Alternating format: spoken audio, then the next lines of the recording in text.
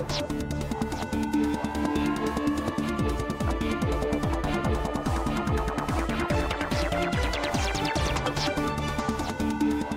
to the Economy Magazine. I'm Benjamin Chong Alvarez with a roundup of the latest economic reports. Coming up, in Slovakia, NGOs tackle homelessness in innovative ways.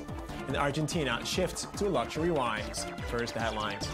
Asian bourses fell as Asian currencies gained on dollar weakness overnight following soft U.S. economic data. The dollar fell 1% against a basket of currencies to a fresh three-month low as weak U.S. retail sales data stirred concerns about the economic recovery. Japan's Nikkei was down 1%. Australia's S&P ASX 200 fell 0.3%, and Taiwan's TAIEX was down 1.2%. As U.S. market weakness extends into the second quarter, a rate increase by the Federal Reserve this summer becomes much less likely. EU states that have accepted few asylum seekers will have to shoulder a heavier burden under a new mandatory system proposed by Brussels. Asylum seekers would be spread among EU members via a quota system based on population, GDP, unemployment, and the number of asylum claims. At the heart of the proposal is an emergency distribution plan that would be activated whenever a country faces a mass influx of people. Italy is expected to receive more than 200,000 migrants via the Mediterranean this year. But London has vowed to oppose the proposals and is the only large country to do so. Oil slipped on Thursday as weak data from the world's top economies raised concern about the outlook for global fuel demand. June Brent crude fell to $66.63 a barrel in early morning trade, while U.S. crude for June delivery dropped to $60.21. Crude stocks in the United States fell for the second week by 2.2 million barrels, following 4 months of steady gains. And though the number of rigs in the U.S. has plunged by 60% in response to lower oil prices, U.S. crude production has only lessened marginally in recent weeks. The International Energy Agency warned that the global oil glut is building and consumption growth is still too weak to absorb supply. Greece slid back into recession in the first quarter of 2015, just months after exiting a 6-year depression. The Greek economy shrank 0.2% during the January to March period, following a 0.4% decline in the fourth quarter of 2014. The new recession complicates Athens' ability to come to a debt deal, which requires her to run a primary budget surplus. Greece on Wednesday raised €1.14 billion in 3-month treasury bills to help ward off a damaging default. But with €1.5 billion due to the IMF in June, and then more than €6 billion to the European Central Bank in July and August, the future looks bleak. What needs to be done immediately so that we restore liquidity, which is the most important issue at the moment as far as the Greek economy is concerned, is to proceed with the necessary deep reforms that the Greek economy requires so that we can return back to the path of growth. Despite raising borrowing costs to stem inflation, the Bank of Ghana failed to stop its currency from plunging to an all-time low on Wednesday. The cedi lost as much as 1.7%, hitting a low of 3.955 against the dollar, following a surprise 1 percentage point rate hike to 22%. Ghana's currency has tumbled by 18% in 2015 as the country that was long one of Africa's top performers suffered from a fall in global commodity prices.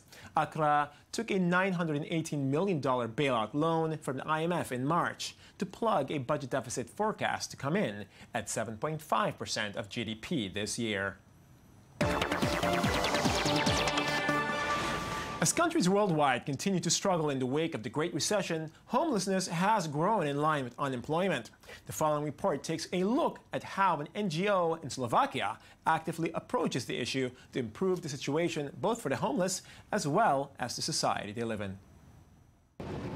Passengers running to catch their trains, sights and sounds that are classic in this station in Bratislava, Slovakia.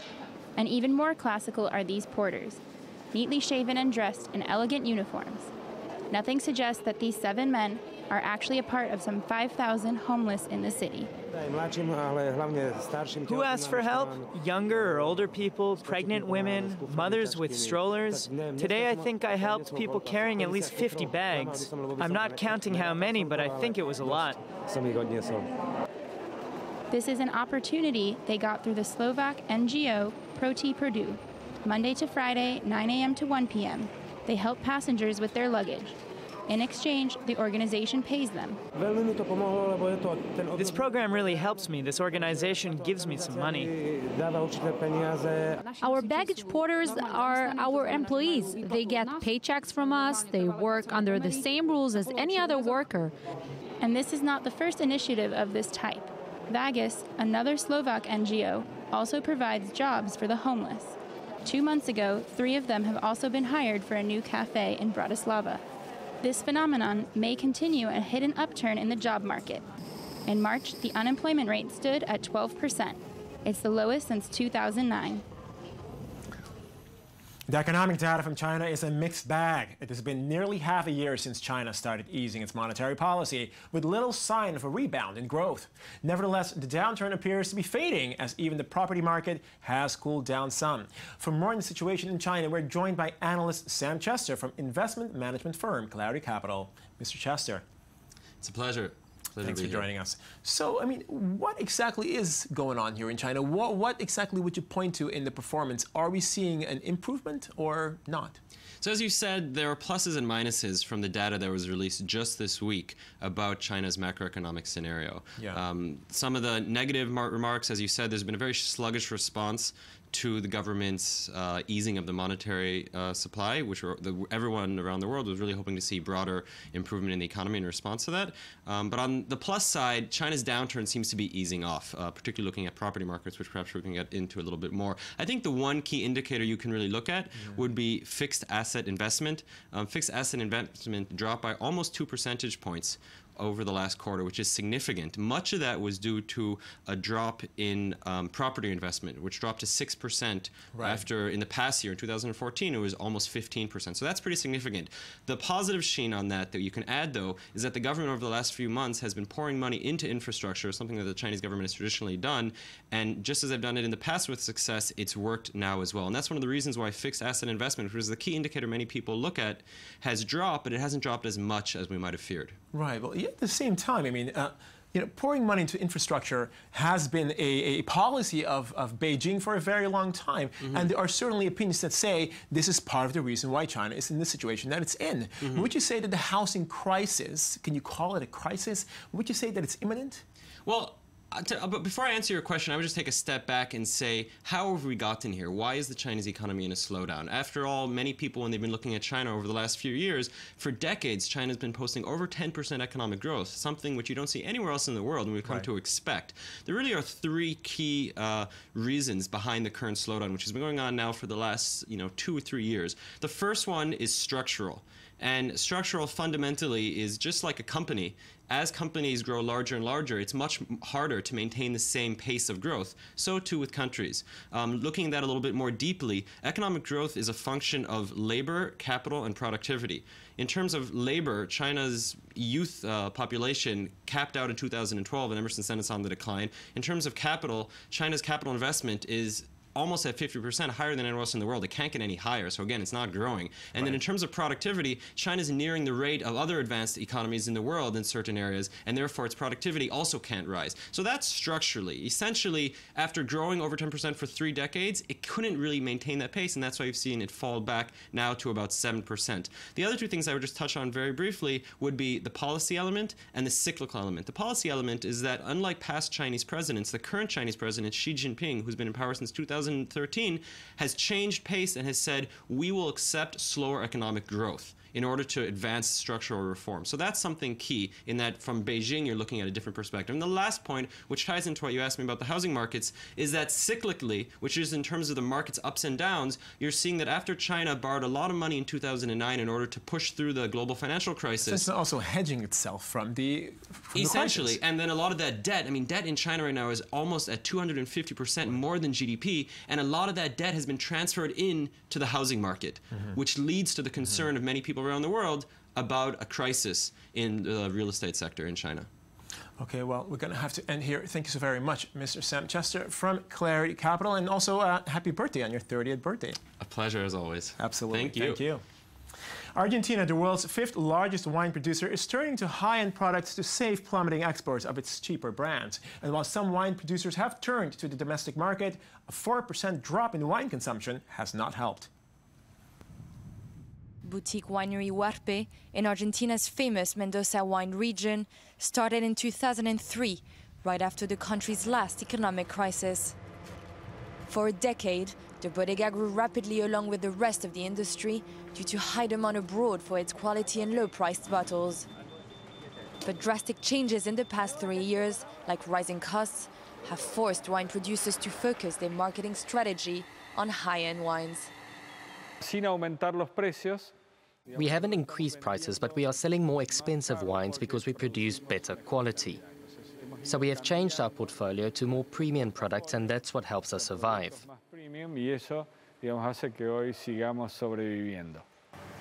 Argentina's soaring inflation rate that private economists put between 30% and 40% has increased labor and transport costs dramatically. As a result, winemakers struggle to make a profit with low-cost wines, which used to be their traditional strength. But selling more expensive bottles also means selling fewer of them. The quantity of exported wine fell over 16% in 2014, according to the Argentine Wine Institute.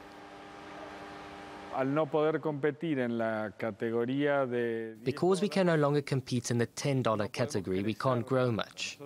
We had ambitious plans to grow, but our sales are not climbing as much as they could. That's because we are no longer competitive in the categories where it's easier to sell big quantities. Many wine producers have turned to the domestic market to make up for the loss in exports. But a 4% drop in wine consumption, a worldwide trend, hasn't helped. Though the situation looks grim for the industry's 400,000 employees, Argentina still has a unique asset which made its name originally. No one has a Malbec like Argentina. There are good Malbecs in California and Chile, but not the same type and quantity as in Argentina. 40% of Argentine exports are Malbec. The Malbec's enduring success, new high-quality varieties, and possible new inflation-busting policies after elections in October give some hope for a brighter future and something to toast to. And now for a look at what else is new in the economy in Media Watch. Daniel, thanks for joining us. How's it going? Good. So what do you have for us today? The New York Times. This is the epitome of Media Watch. Bill McKibben, who is one of the founders of 350.org, a major nonprofit organization that works in trying to curb climate change, wrote an op-ed there reacting to President Obama's decision to give free license, well, not quite free license, but open up the Arctic for oil exploration, for Shell oil. A controversial issue. It's very controversial. Bill McKibben basically wrote the following, and I quote, "The Obama administration's decision to give Shell oil the go-ahead to drill in the Arctic shows why we may never win the fight against climate change." This is not some person who's out on the fringe. He's really at the center of this struggle.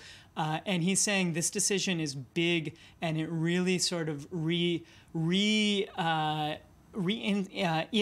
why we are in the situation we are in today, essentially. Which is, you know, you see President Obama, you see him giving speeches like he did at the White House press correspondents' dinner, making very bold statements, saying, here's the problem we have with climate change, and then going ahead and making decisions like this, where all of the experts say that there's very high chances, 75% chances, that there will be a spill in the first few years of pumping oil. Not to mention the fact that, of course, with the global oil market the way it is today, I mean, it's not very economical to begin with. It will take a long time, you know, of course, depending on where the oil market goes, for it to actually be profitable. Right, and so, you know, this is, again, one of those moments we see that, in actuality, economics and environmentalism are one and the same. You look at it from both angles, and you see it's not worth it, and it's not worth it. And this is what Bill McKibben's writing about, is even though it's not worth it, we have ostensibly a president who really believes that climate change is one of the central issues facing humanity, who's making this kind of decision at the end of the day. And this is the real fear. He's talking about Republicans who out and out deny climate change. Right. But then you got Democrats in America who say that they believe that this is a real problem, but then make decisions that don't reflect that kind of belief. So the power system, as they say, money talks. And yeah, we don't have to finish that, but I'm sure most people know how to finish that sentence. Indeed. Yes, well, Daniel Roth, it's very daunting indeed to hear of this situation, and we'll see how things play out. Absolutely. As Obama's final term, so to speak, in office runs out. Last year or so. Yeah, thank you very much, Daniel. Thanks. That is the end of our Economy Magazine for today. I'm Benjamin Chong. Thanks for joining us.